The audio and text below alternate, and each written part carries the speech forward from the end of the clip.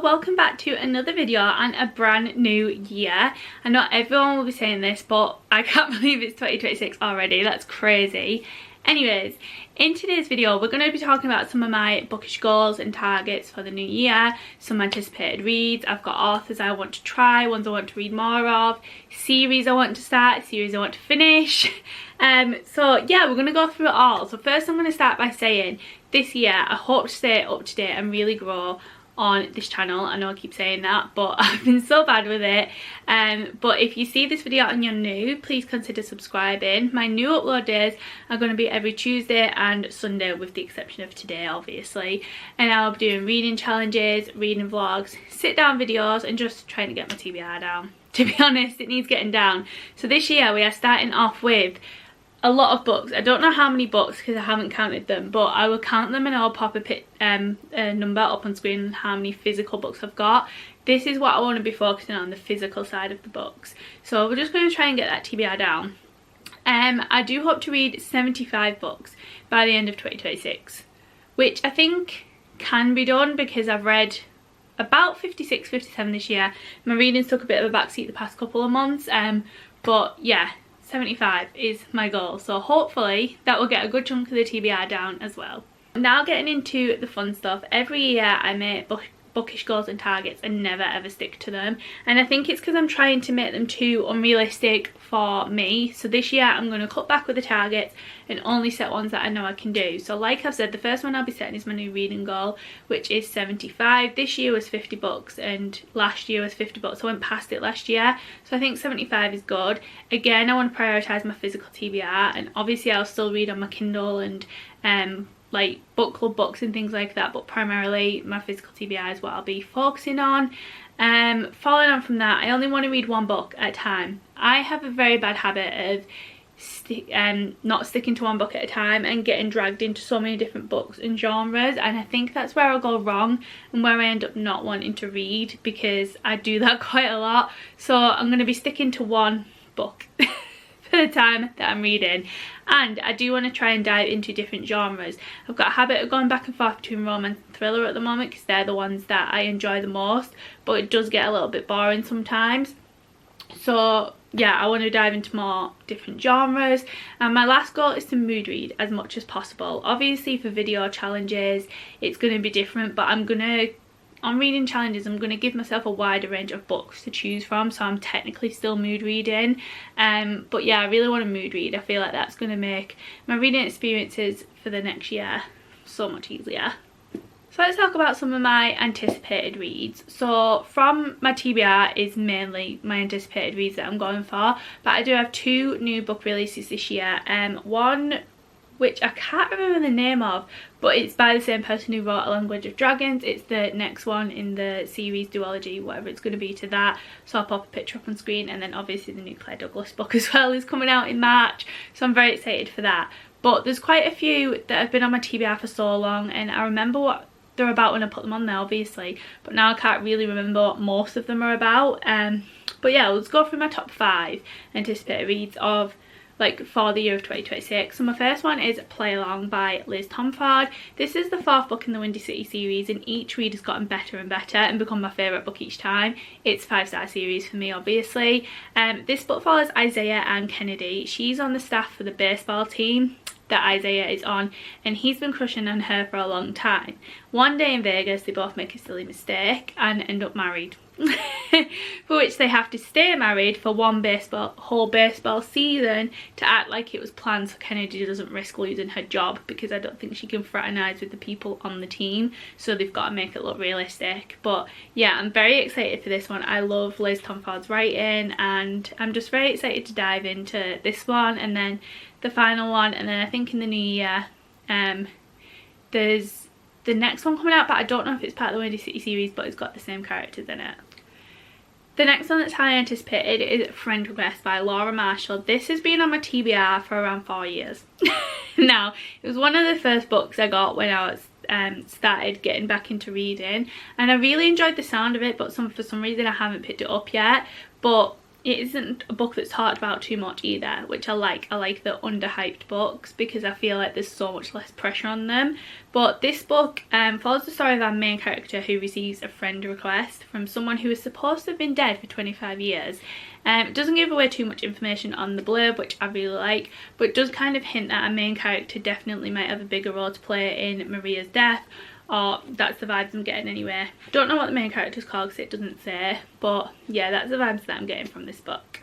So the next one that's anticipated for me is The Nightingale by Kristen Hanna. This one has intrigued me for a while. I don't read much historical fiction, and like I said, I want to dive into different genres. So I'm a little bit nervous to start it, but I've heard so many good things about it and it sounds like such a beautiful story. I honestly don't know too much about it, but I know it follows two sister stories throughout their time during World War II, and that's all I know. That's all I want to know. I want to go into it with as little as context as possible because I feel like I'll get the better experience from that. But this is definitely very high on my anticipated reads list.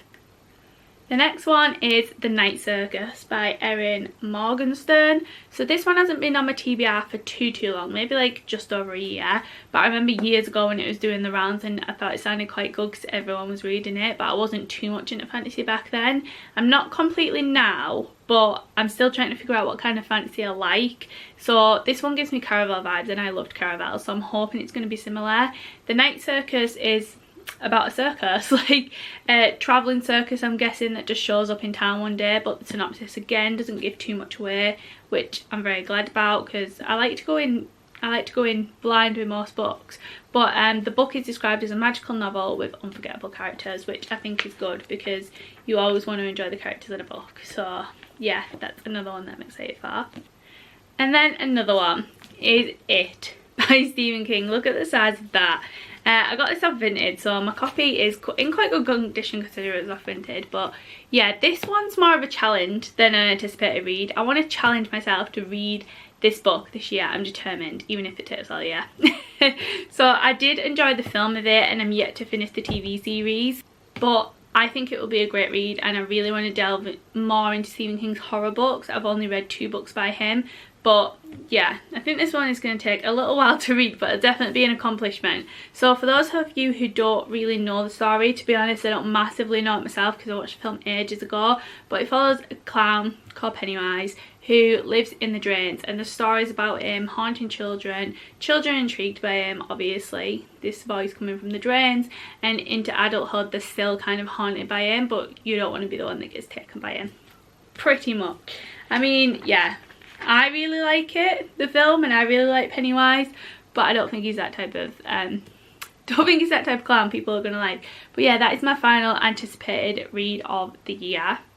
So now we're just gonna quickly touch on book series, ones that I would like to start with and carry on with, blah blah blah. So I won't go into too much detail actually on the ones that I'm currently on because I am gonna start doing a series of videos of finishing the series that I'm reading, pretty much. So yes, there are so many series out there that I want to try, and sometimes I do really struggle with carrying on series depending on how much I like them, because like with the Windy City series, I love that series, but I don't struggle carrying on with them, but because I love the characters I don't want it to end. That's the type of vibe that I get from series sometimes. But I'll go through a couple that I want to try or start, and I've got all the first books for, so I'm hoping they'll be good. The first one is the Eden series, so I've got Indigo Ridge on my TBR already, and I know it's kind of a romance mystery type book, which I enjoy both of, so hopefully that'll be good. I've heard some good things about this series as well, so I'm looking forward to giving it a go. It looks like it's a 6-part series, so I'm excited to give that one a go. The next one I want to try is A Cinnamon Falls Mystery, which I'm not sure on what the name of the series is, but I know the second book is coming out in February for this one, and I think another one's coming out later in 2026 as well. But I think it's definitely small town, which I like small town romances, so I'm very excited for this one. And this one's like a bit of romance, bit of mystery as well, I think, but it's a very fall cover. I should have read it in fall, but I didn't. But I'll definitely have to read it obviously earlier on in the year because I do want to get to the next one if I like it. And then the final one is the Dream Harbour series. So I've got the Pumpkin Spice Cafe on my TBR already. I don't really know too much about this series, but the book covers are always so pretty and make me want to read them. And I do actually have the Pumpkin Spice Cafe colouring book now too, which is very exciting. And it's got the little quotes in, which I don't understand the quotes at the moment, but hopefully when I've read the book I will. But yeah, I'm just excited to start that one. I know this book is kind of like, some people don't really like it and some people do, so I'll be intrigued to see what I think of that one as well. Sorry for my phone going off then, it was just a bit like, yeah, threw me off a bit. So if I just randomly stopped talking, it's because my phone was throwing me off.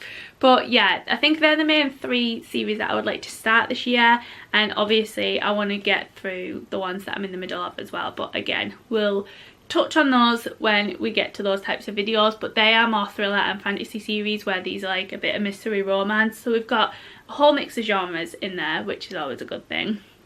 But yeah, that is everything planned for my 2026 goals and targets and things. I think I've taken away some of the pressure, at least, so it should be quite easy to stick to my targets this time around. Let me know some of your goals for 2026, like, you know, how many books is in your reading goal, what type of books do you want to start reading, do you want to start reading more genres? But I think it's very easy to forget, but just remember that reading isn't a race, and you don't need to be that person that reads 400 books a year. Just enjoy what you're reading, and I definitely need to remind myself of that sometimes. But yeah, thank you so much to everyone for watching. If you enjoyed this video, please like, comment and subscribe, and I will see you on Sunday for a brand new video. Bye.